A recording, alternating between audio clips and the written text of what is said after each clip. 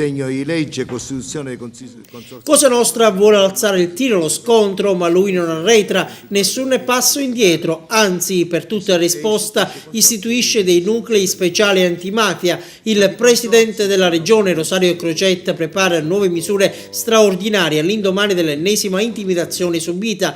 Il governatore è destinatario di una busta con all'interno una cartuccia da mitraglietta. L'involucro è stato intercettato dal sistema di sorveglianza di Palazzo d'Orléans. Mi sento assediato, ammette il governatore, ma non mollerò. Ad ogni attacco risponderò con misure straordinarie. Questo è il metodo che ho sperimentato quando ero sindaco a Gela, ricorda Crocetta. La regione allora sotto tutela. I nuclei speciali antimafia risponderanno alla presidenza. A loro affidato il compito di controllare appalti, forniture, convenzioni, ribassi di gare pubbliche e regolarità nelle certificazioni. Gli uffici speciali saranno istituiti attraverso apposite direttive e verificheranno le attività dei dipartimenti della regione, degli enti controllati, degli uffici periferici e delle aziende sanitarie provinciali. Crocetta porterà questi provvedimenti antimafia in giunta convocata d'urgenza che si riunirà a breve.